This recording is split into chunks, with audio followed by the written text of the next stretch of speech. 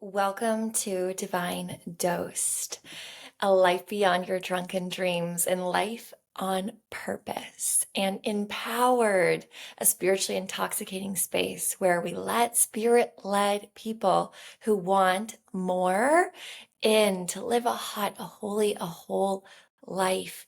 This is where soul rebels come to creatively and courageously face fears and lean into not just the edge, but the next step, which is aliveness. Let's get divine dosed. Oh, I already read that. Okay, today's guest is a powerhouse of grace and glowing sobriety. Kat is a social media strategist, entrepreneur, new mother, and wife, all while being a few years, alcohol free. She's built a successful career in digital storytelling, made bold moves in business and motherhood, and leads with authenticity every step of the way. I've been so inspired by how she's embodied this success story, not just with outer wins, but with grounded inner alignment. Kat, welcome to Divine Dose. I'm so excited to have you here. Rachel, thank you so much for having me. I'm so excited for today's combo. Yay! And with every conversation that we have, I love to let the audience know, let the listener know, like, okay, what are you going to be divinely dosed with? And just like right off the bat, let's boop them over the head with our magic wand, right? So what would you, if you were to cast your magical spell and then you were to give them this download, like, here, you know all of this information, you have permission, what would that be for them today? To become the hottest, healthiest, and wealthiest version of yourself. I love that. I love that especially because part of my introduction is always like hot, holy, and whole, It's sexy. We get to feel turned on, but we also get to feel wealthy and taken care of. And I just want to sink my whole soul into that. Uh, I also want to give people a little backstory. Kat and I met in our mastermind group, and Kat immediately started a conversation with me, gave me voice notes, and I'm like, oh my gosh, I love this. You're so magnetic. Like, let me get in your orbit. Let me orbit around you. Let me understand you more. So I know of, Kat's programs like Flourish, and she does amazing retreats. She's done a lot of spiritual events where she's had like hundreds of people come to her experiences. She's super inspiring, does coaching, has a mastermind group where, she brings people to, it's like northeast, like Yes, to Maine. yes, which I've never been Yes. to Maine, so It's I'm stunning this time of year in the summer months. Yes. and that's when the retreats are being hosted and everything. Yes. Yeah. In September.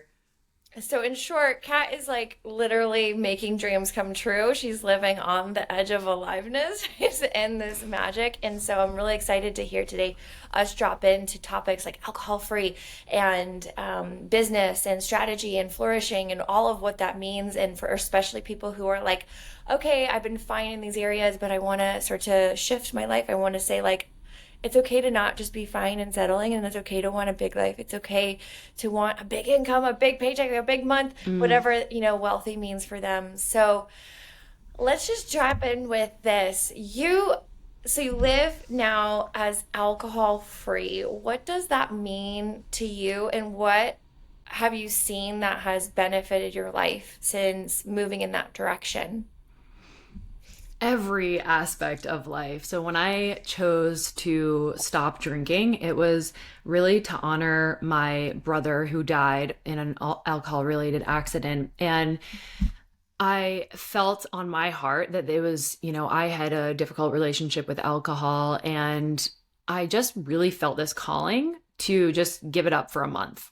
And so it was really more of, it was honoring the same month. It was in August actually that my brother passed, and it was years after, and I was just like, you know what, I'm not going to drink at all for the month of August. And in that month, the month neared the end, and I was like, I feel great. I'm just going to keep doing this. And for me, it wasn't like, I'm never going to drink again. It was just like, I'm going to just keep doing this, and I don't know how long. I'm just going to see and continue. And what I found in that sort of experiment and honoring was I just felt so much better. I felt so much clarity come through, so much healing, so much just energy and vitality, and really standards for the way that I view myself, the way that I was leading. I was already an entrepreneur, but even in relationships, like it was around 5 or 6 months later that I ended up meeting my husband, and he doesn't really drink. And it was like this perfect thing that I wasn't, I had quit drinking, and I found my first business coach. It's just like everything started to unravel, and the way that I could lean more fully into life and be more present with the good and the bad. I think, many of us can relate that have used alcohol for different reasons. Like we have this tendency to use alcohol as a crutch for social situations, for when we're going through something hard, to numb or escape or avoid the feeling. So it's not just, oh, let me quit drinking and then I'll feel amazing all the time. It's like, let me give up alcohol and feel the feelings, like the good, the bad, be able to move through them and process them. And what I realized was so much after my brother's death, like so much resurfaced that was really hard too. So it wasn't all, rainbows and butterflies. It was also hard at times. And I was finally able to process my emotions and my grief and the hard things that I had experienced without just covering them or numbing them and stunting growth. So I found such a deepening of growth too. And someone who loves to grow and evolve and go deeper into spirituality and just really becoming the best version of myself, that was huge for me and really motivating to just continue that forward. And also the health aspect, it's like I couldn't imagine having a hangover again at this point in my life. I'm like, no, thank you. I do not want to ever be hungover again. So, just knowing, what it does in a health aspect too, to your body, to your nervous system, to your brain, that has really helped me just to make the choice and the decision to choose being sober or zero proof forward instead of drinking. I had no idea the backstory of that because, we walk all around and we think like, oh, like they've never gone through stuff or they've never gone through stuff. And it's like, wow, oh my gosh, that just like dropped me into this place of like, wow, alcohol can touch our lives in more than one ways. People can show up here and be listening and be like, I personally have never had an issue with it, but I've had friends or loved ones or, a relationship. I've had, people who they personally didn't have issues, but they lost their partner due to a drunk driving, so it affects Yeah. us in so many ways and can really change our lives on the drop of a hat, like in a way that we never expected.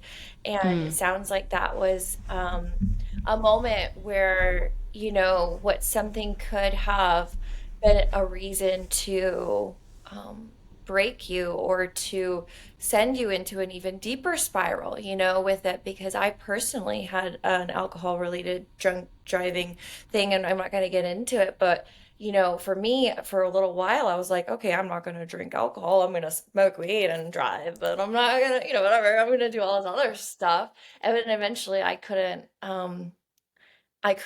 resist that. And I went off the rails and I was doing all the things that I promised myself I wouldn't do.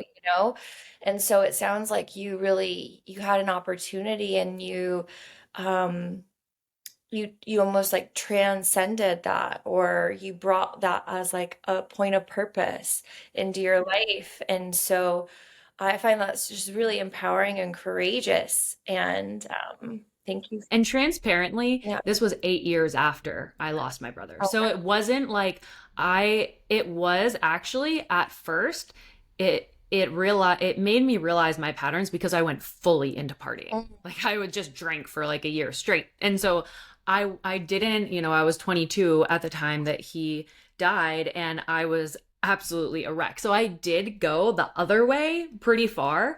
And then I found actually yoga, and that started to bring me back and realize a new life, because I grew up around people partying and drinking. That was the norm in my family and my environment. And so our environment is so key for any changes that we make. And I remember that being also a big concern or fear of mine of, if I stop drinking, I'm the weirdo and I have no friends and everybody thinks I'm, like this crazy outsider. And that was one of the hardest parts. And I think for anybody making any big changes in your life, if we think about becoming an entrepreneur, if we think about starting anything new and radical for a better life for ourselves, we're going to have people in our lives that want to bring us back to the status quo, that are like, what are you doing? Like if we've heard of tall poppy syndrome, it's this desire to cut down the tall poppy and bring you back to the level of the status quo, what everyone else is doing. So I think that community aspect and the environment is so important there. But it also took me a while. And I think some people that I've talked to are like, I'm thinking about it, and then they just expect it to happen like that. And sometimes it does. But I had thought about it many times, and I had actually stopped drinking many times, for a month or so. So it's very interesting to see, when it really takes root. And when you really make the decision of, this is now a lifestyle and not something I play with every once in a while.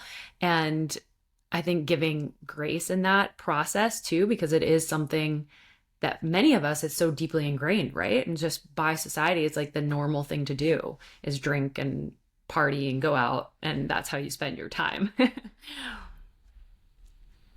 I love what you're saying about, yeah, the cutting people down, and we have internal ones of that, those internal, like, 'cause not necessarily because it's coming from our truth or our source Mm, or God, whatever you want to believe in, but that it's been entrained in us through the community that we grew up in. I grew up in a small town in Michigan, and and things were like, this is what you do, this is the path of your life. It was very, mm, you meet your person in high school, you get married, you have kids, you work you go to college, you get this kind of job, and you eat this kind of food. Like everything was already like, it's already so planned out. And I was just always kind of like, why can't I eat something like vegan or hummus? And people are like, what? Like, you don't what do are you that doing? here? Like just things that were always this very edgy, very like different. And so, yeah, to go against the grain and to step into an alcohol-free life or zero proof lead or a sober life or anything, or even just saying, now I'm going to start a business, or now I'm going to do this thing that I've been dreaming of, that creates an opportunity for the relationships or people who are comfortable with us in this light or in this way to be like, whoa, whoa, whoa, you don't do that, you do this. And Mm. so yeah, that's like courageous and brave to be able to step up and say, I'm going to do this anyway. And and actually I didn't talk to you about this, but like oftentimes then, and we'll maybe kind of get into this, divinely dosed is like, okay, well, if I don't have the support of this, the things that I thought I had support from, whether it's your family or even sometimes it's your partner, or friends, a friend group that maybe you've been friends with since high school, since you were a kid, who maybe don't get it.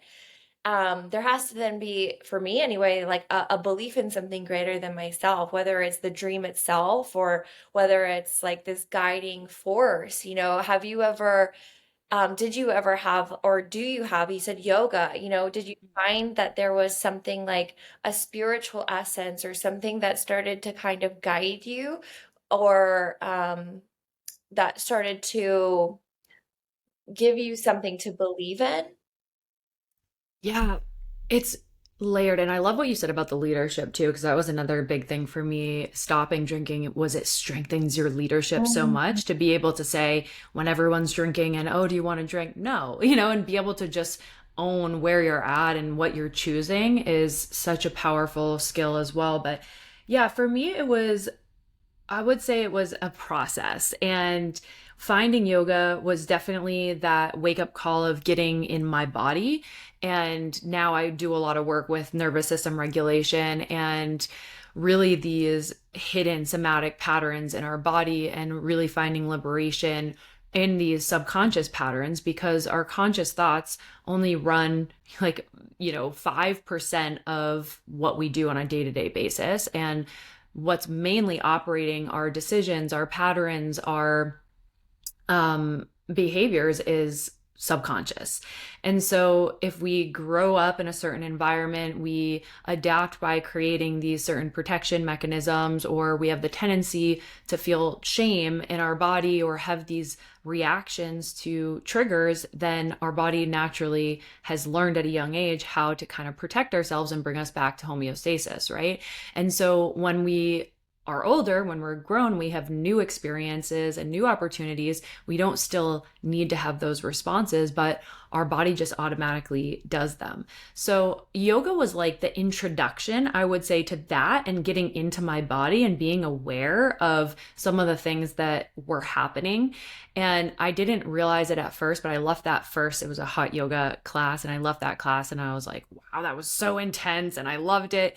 And I ended up getting certified as a yoga teacher within 6 months or a year after that, actually. So I dove right into it. And I remember one weekend in the summer in the 200-hour initial yoga teacher training that I did, I remember sitting there in a circle and sharing.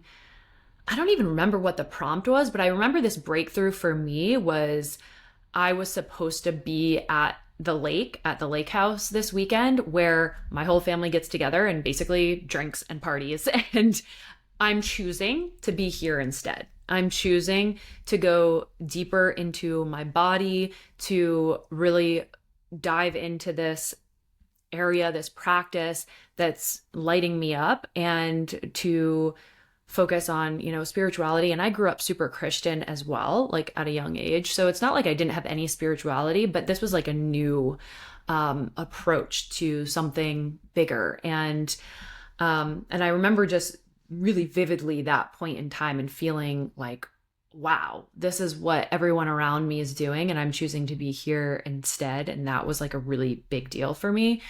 And then just slowly making those decisions instead of, going out to the bars with my coworkers, working in corporate at the time.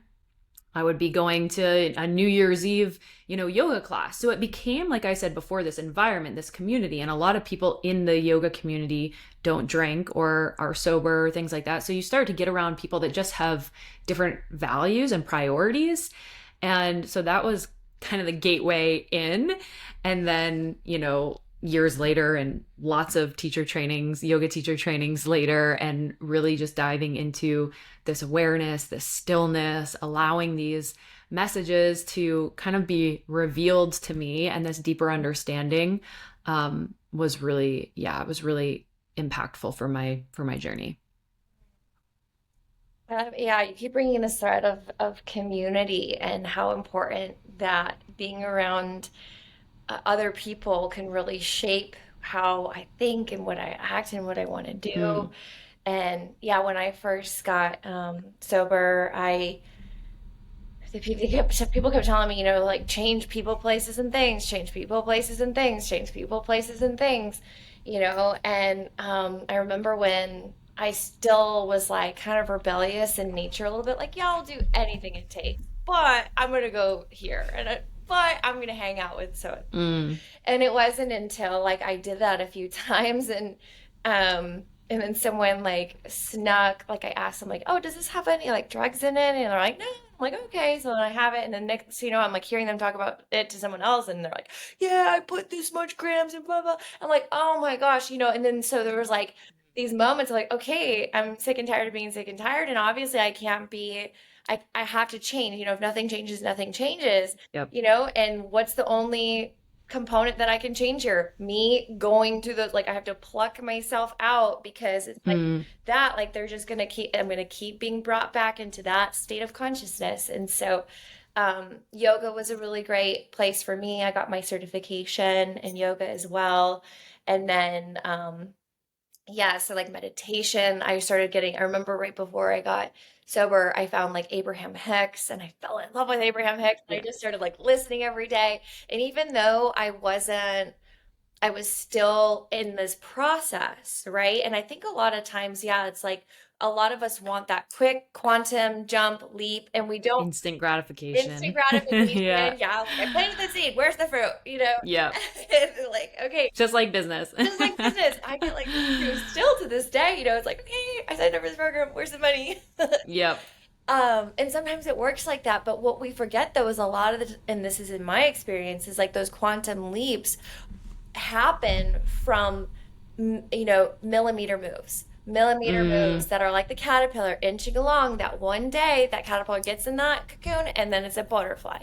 mm, It's like, oh, all these millimeter moves, like doing the yoga, going into the meditate. Like for me it was Abraham Hicks, listening daily, daily, daily, that started to millimeter moves, like tiny yep. bit after tiny bit, started to change and to allow my nervous system to be like, oh, I can think this way. Oh, I can believe this way. Oh, I can say no to going to that, Mm, drug filled, and instead do this. And it like prepares me. And it sounds like for like you were even like, wait a second, let me go back. Like there was actually a process to this. It wasn't mm, like that, heartbreak and fracture, one of those oopsies like happens in life. And I was like, oh, I'm going to be a legendary leader now. It's like, no, actually, there was this journey that you went on to discover. And a lot of that was also, it's uncomfortable, right? And maybe you could speak to that, like, because I think sometimes people think like, oh, well, I want to start this business. I got sober, I did this thing, I did this hard thing, and now it's just supposed to be easy, or now it's just supposed to be, the fruit's supposed to be here, or they say, I dreamed of being able to make a lot of money, but it's not happening, so now I'm going to give up. What do you mm, say to those people, who are like, I'm on the edge, but I want to be comfortable, but I want to be like, I don't want it to be a process. I want it to be a now thing. mm. Hmm. Everything is, it's funny because in my nervous system regulation practitioner training, it was like this method is process based, and that was a big part of it. And I've seen that overlap in so many areas of life, because what you're saying is like we want to see that instant gratification. And I've seen this so much in my journey. And some people have those stories where it's like they just started and all of a sudden it seems like it blew up and it just went up, up, up, up, up forever. And they're just, like it's just never had any hardships. But the reality is that, yeah, it's like, okay, first off, what is the starting point that each person is beginning at?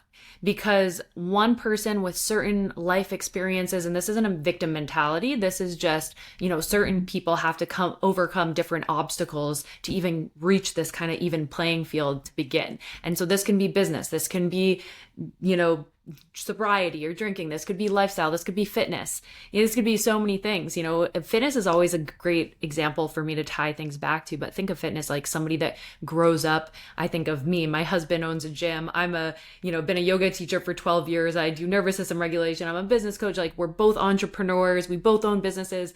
Our children are growing up with that model and that neither one of us drink, so it's like that environment that he's grown up in is probably going to put him ahead of somebody that maybe grows up with people that are just scraping by, that are doing jobs that they hate, they don't have any tools for their emotions or mental health to navigate what life's throwing at them. They have anger and they explode and they shame because they don't know another way to operate, and they use substances to numb and cope. And, it's like, that is reality. And also it's all process based and it's all one decision at a time, like different things happening. There's this quote that I love that says, that you've probably heard, it's very, well known, that any overnight success was 10 years in the making. So it's like you see these people and then we compare ourselves to people that are on year 15 of their journey, like they're not on year one or day one. But to get to year 15, you've got to do day one, you've got to do day 30, you've got to do day 365. You have to keep making that decision and recommitting and making a choice. And I think so much of any of it comes back to the choices that you're making on a day-to-day basis of just, what are you going to choose today? And for me, like thinking about giving up alcohol, I was on a day-to-day basis. I was like, what am I choosing today? Like I'm choosing that this is not my path today. And I'll make a new decision tomorrow. But I keep aligning with the vision that I want to create and the life I want to build. And it's the same for business. You know, you couldn't get discouraged. I've had the ups and downs in business. I've had, the rock bottom moments. And it's like, yeah, you can get discouraged and feel like I want to throw everything out. But all of those are forming your story and your overnight success story. So I love that you said that. This is such a good conversation. I mean, like, mic drop. Like, everyone, are you feeling this? Like, let's temperature check. I was like, are you on fire right now? I'm on fire right now. Like, if this doesn't make you want to realize, like, I want to keep going, I want to do that thing, like, okay, I'm feeling it. Because, and you're saying something that's just so important too, and I love what you said, it's a one decision at a time. Mm, And then you're asking, what am I choosing today? And I think if anyone, like right now, like I want you to write that down, like put it on a sticky note, write it, like stick it on your wall. Like let's all do that. Let's make that our mission today. That's our affirmation, like yeah. one decision at a time. And what am I choosing today? And when we break it down into that, like just for today, I'm going to do this, I'm going to go to the gym. I'm going to eat this healthy meal, or I'm going to whatever it may be that puts you that one step closer, and that's exactly what you're saying. Like that's what makes and builds up that momentum to Mm. eventually lead into that breakthrough or that milestone, and then it's also too, it's like, okay, I've got this day. I could choose to be in reflection of like what isn't working, or I could be in the reflection of what is working. And it's all a one decision at a time. And I really love that you said that. I remember. I love the example that you gave with like the caterpillar to a butterfly too, is because sometimes we feel like it's not working. All these decisions, all these choices, they're not working out for me. I mean, I think of a recent client that was in this period of, and I work with people in a long-term capacity, so a year. So a lot, actually, this client specifically is on year 2, and she was going through a dip. She was experiencing this, questioning, this feeling of like, is this a path? Can I do this?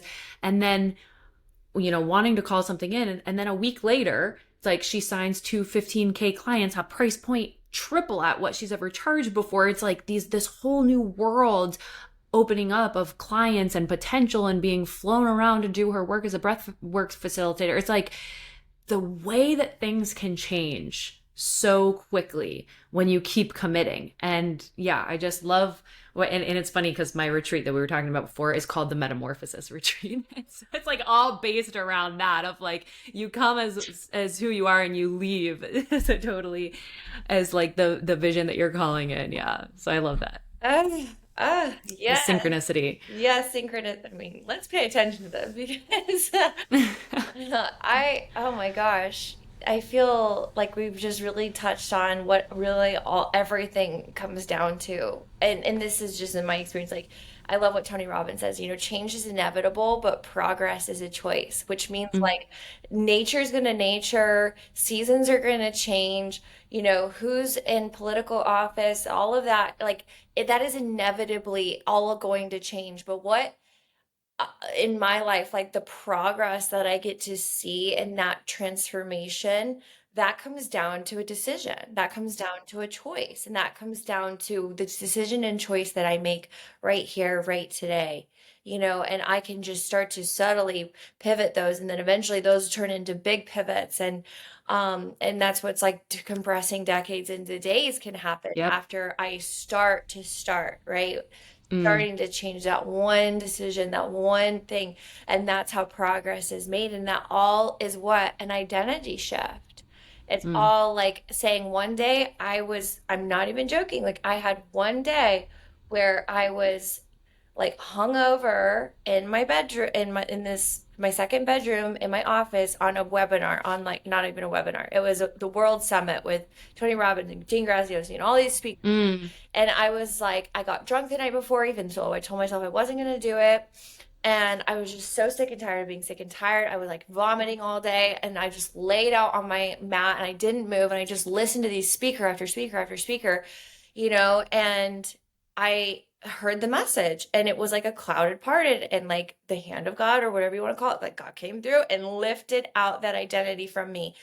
And I'm not kidding. Like I went from one day, that day, being someone who couldn't stop drinking to being someone who heard the solution, heard the answer, had it removed out of my body, had it removed out of my life. That's not everyone's story, but I had a burning bush moment. I had this like coming, an abrupt shift and change radically. My identity shifted. I went from being an, being, I can't go without this to I'm now living free of it. And so it's like, but that all happened because of those like millimeter moves. Right. Yeah, it's like it looks like it's this one big life-changing moment, which it does, and it's beautiful, but I wonder how things would have been different if you hadn't have started yoga, if you hadn't have listened to Abraham Hicks, if you hadn't have been choosing to weave in those things, and then it's like, oh, I had this massive breakthrough and everything shifted. But it really wasn't just that thing. It was Exactly. all the things that got you to that point. And all of like I started hiring. I remember I hired my first coach. I went to my first, Mm, I went to my first UPW virtually. All this stuff was like leading up to this moment. And yeah. yeah, so it's like, and maybe even speaking to people too right now who are in it, sometimes like a lot of people here, I think, who, and a lot of my friends, a lot of the people who are listening, I love y'all. You've already gone through some challenges or some shifts, and they're like, okay, well, now I'm fine because at least I've gotten rid of these big boulders. I've gotten through some of these really hard and sticky points, but now it's fine. Like I'm, and sometimes I'll even speak to people who are like, I'm in this job, I don't like it, but and then they're not pursuing on the side maybe the thing that really lights up their heart, or finding reasons to just be fine in life because maybe some of the bigger stuff has been kind of overcome, or they feel like they've kind of moved away from that. So like who are on that edge, I like to call it like the edge, but they're not in the aliveness. So like edge of aliveness means like I am like jumping off, no parachute, gonna grow wings on the way down. I'm gonna figure this thing out. I'm gonna say yes to this thing, not one day. Like, and it was so funny because I would be like, so many people I would talk to for Iceland, they'd be like, it's on my bucket list, but it's I must go there one day, but or and it's like, oh, well, the edge is like, oh, but one day. One day, one day. Well, one day, Mm, why not one day today? Or one day, you know. So yeah, who are on the edge but are not yet in that aliveness part, or not yet in the what you call the flourishing part yet, to mm. flourish from life. Something that I really love to do is imagine, and we've maybe all done versions of this at different points in life, but there's something called a death meditation where you imagine yourself in your final days and you look back over your life and you just like I almost get chills just thinking about it because it's really powerful to go through this when you're really imagining yourself at each age and each decision and what you were waiting for and what you thought you needed to have in place and the risks and what if it doesn't work out and so you never try. And at the end of your life, and there's so many studies on this done with people in their final days, with people at the ends of their lives and their biggest regrets, thinking back, looking over their lives, are the things that they didn't do, are spending too much time in a job they hate because they think they need to get to the time where they're 65 or whatever age and can finally retire and enjoy what's left of life. But at that point, their health is deteriorated, their relationships are failing, they're not alive because all of the decisions that they wanted to make at the time, they felt like they had to push off. They felt like they had to wait until one day when it was better, when it was easier. And a lot of times when I hear potential clients or women that I love say, you know, one day when the time is right, it's like, when I'm not so busy, it's like, can you remember a time in your life where life hasn't been busy? And, like if you're wanting to make this change, then what is the cost of you not moving now?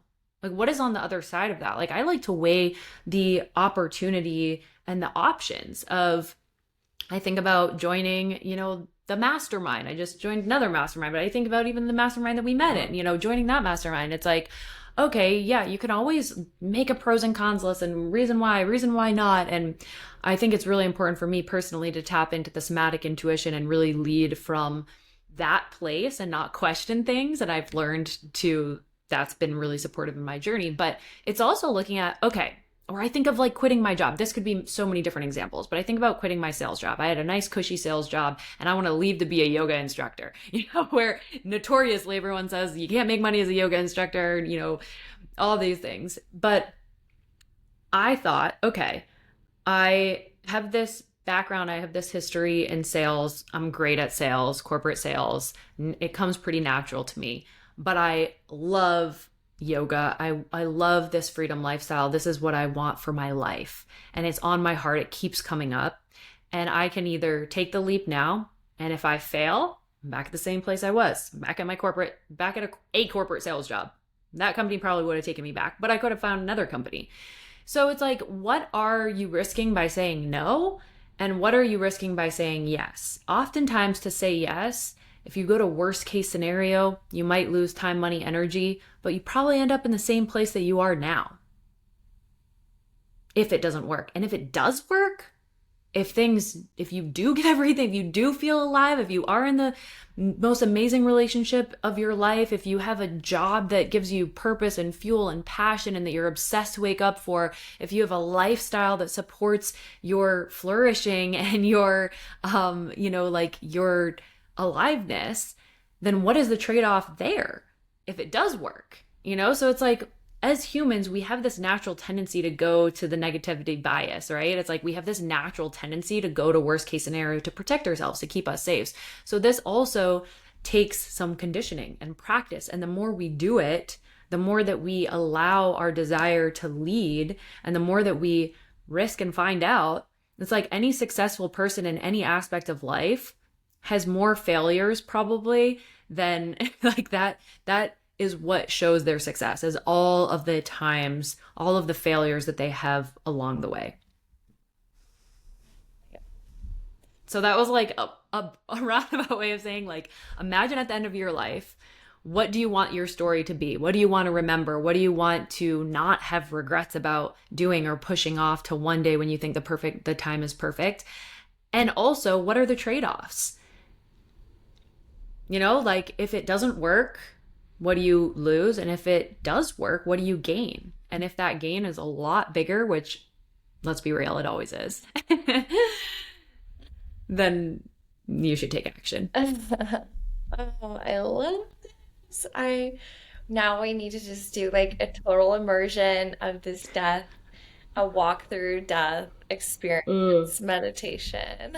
I feel like Yeah, it's called a death meditation and it is potent. I do this oh, in person retreats. Yeah. oh my gosh. I really appreciated what you said about when have you never not been busy?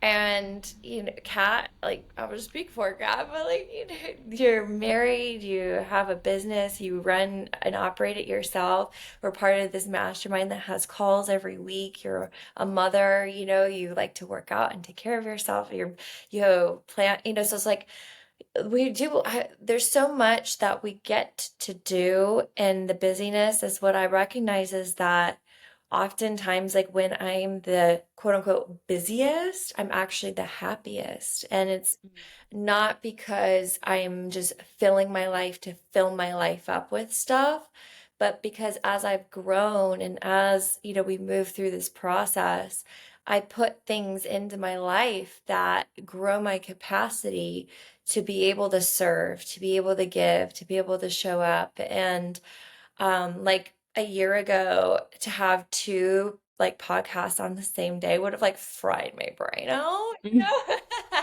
But now it excites me because it's on that edge of aliveness for me. It's saying, ooh, let's push ourselves. Ooh, let's grow. Ooh, let's have conversations. Ooh, so it's like we at first it may feel intimidating, and I liked this quote I heard. It's like it's not hard, it's new. It's not hard, it's new. And so it's like our brain wants to say, oh, this is hard for me to join a new community. It's hard for me to make myself known. It's hard for me to start to make art because it's sensitive and vulnerable and it's like my most purest form. But it's like, well, what if you don't do that? It's like now when I went to Iceland, it was like, oh, I just want to make art for the sake of art. Like, I don't want to sell it. I don't want to make it to be sold. I don't want to make it, like, I just want to make it.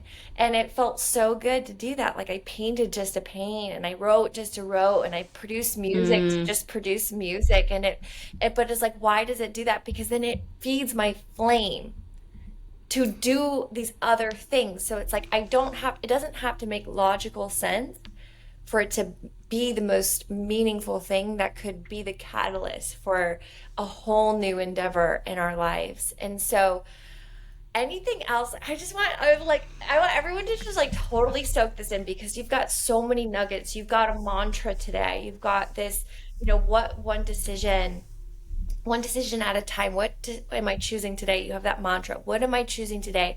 And you also have this meditation, this guidance of like, okay, let me go to the end of my life and kind of come back to where I am today, visualize that. What what would you want? It's like, so we bless them with this, and now we're gonna send them off, right? We're gonna send them off to be this divinely dosed state. What do you want to leave our listener with today, to kind of bring it all together?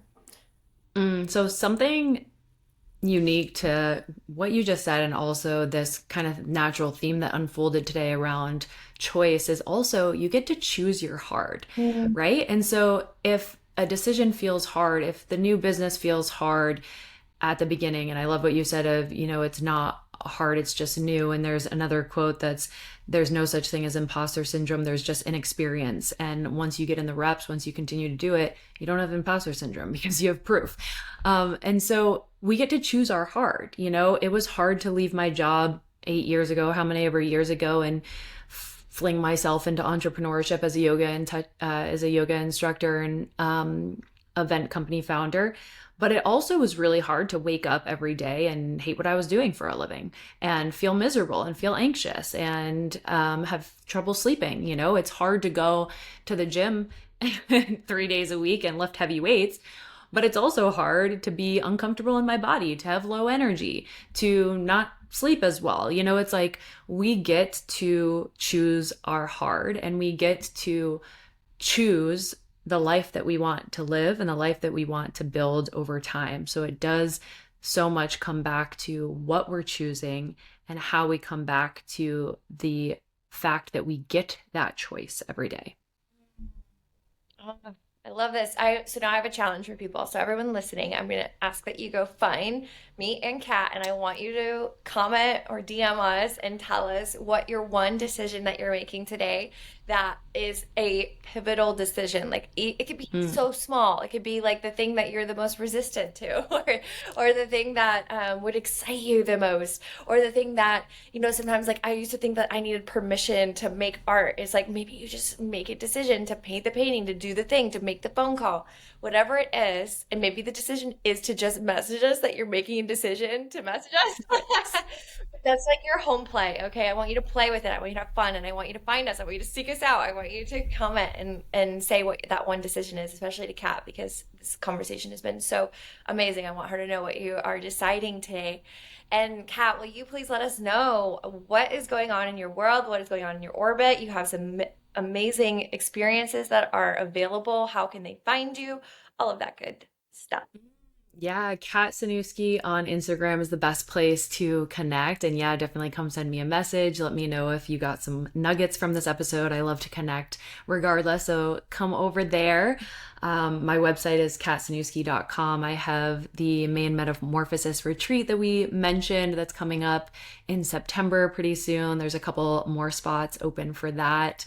And I have two core ways to work together. The Flourish Mastermind, which we mentioned a little bit, is my signature year-long mastermind for soul-led entrepreneurs that are more established, a little bit further along. They have the groundwork, they have the solidified mission, and they're really wanting to scale with a nourished nervous system and simplicity, and welcome in more ease and less grind, and do it in a really incredible community together. And then I also have the Sanctuary, which is focused on the premium business strategy and also the nervous system mastery, where we do deep somatic rewiring of the subconscious on a monthly basis. And so those are kind of the core ways that I work with people. And again, the best place to connect is just on Instagram, and you can kind of see everything there too. Well, thank you so much. I know that someone here is going to hear this and become a connected follower and flower of this flourishing movement that you're hosting. And I'm just so grateful that we've gotten to meet and that we've had conversations that led to this conversation. There was tons of mic drop moments in this, and I'm just so grateful that we get to boop divinely dose these amazing people in this world. So thank you so much, Kat, and I am so looking forward to our continued conversations and growth. And I'm gonna likely see you in September, I think. Yes. Thank you, Rachel. This was so fun. And thank you so much for having me. All right, you've been divine dosed. Thank you for listening to Divinely Dosed.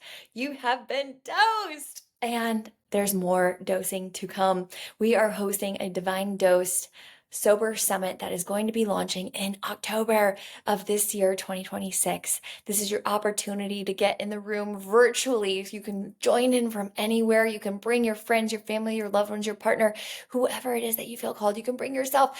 This is an experience that you do not want to miss. And right now we have a sale that's going on that you want to get in before we change the prices. So check out the link in the bio in this video to see all of the details about this 3-day summit where speakers from all over the world are going to come, from legendary leaders who are alcohol-free, sober, in recovery, from all walks of life, that are all here for a purpose, to let their mission lead, to be not only fine in life, but to be amazing, to be hopelessly happy, to lean into their edge and live into their aliveness. Thank you so much again for joining today. Be sure to check out this link and to sign up now before ticket sales rise and the price rises. Get in the door. This is your chance. Thanks again, and I'll see you on the next episode. Mwah.